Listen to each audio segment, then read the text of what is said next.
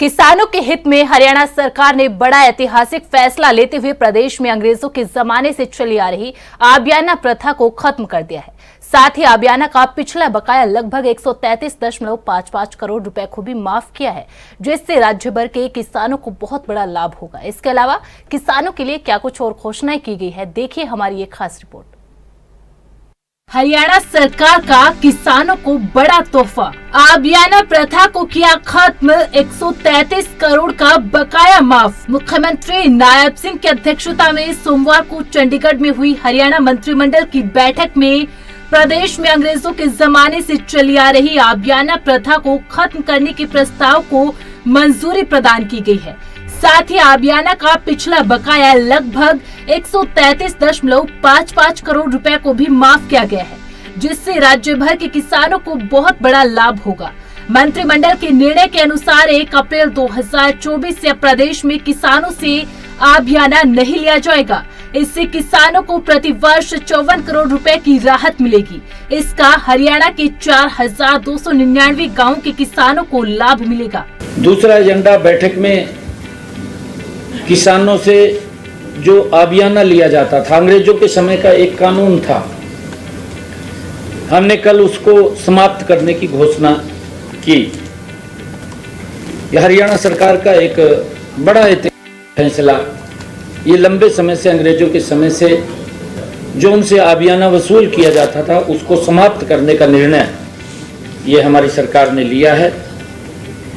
1 अप्रैल 2024 से किसानों से अब ये आबियाना नहीं लिया जाएगा। आबियाना का पिछला बकाया लगभग 140 करोड़ रुपए, वो भी हमने माफ करने का निर्णय लिया है। आबियाना खत्म होने से किसानों को हर साल 54 करोड़ रुपए का वो लाभ मिलेगा, राहत मिलेगी।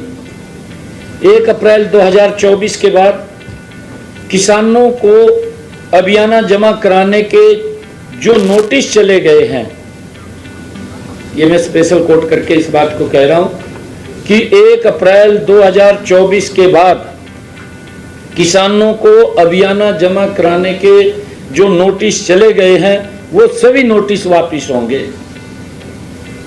1 अप्रैल 2024 के बाद किसी किसान ने आबियाना जमा करवा दिया है तो वो राशि भी किसान को वापस दी जाएगी। हरियाणा में सभी फसलें एमएसपी पर खरीदी जाएंगी।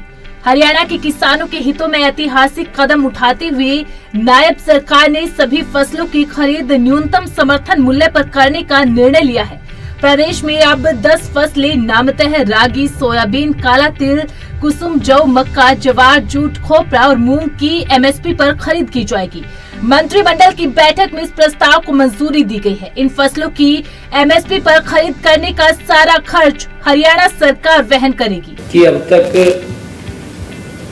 10 नई फसलों नामंत की गई हैं, जिसमें रागी, सोयाबीन, काला तिल, नाइजर सीड, कुसुम, जौ, मक्का, ज्वार, जूट, खोपरा और मूंग की खरीद, ये 10 फसलें हैं। इनकी खरीद एमएसपी पर वो हरियाणा सरकार अपने खर्चे के ऊपर वहन करेगी।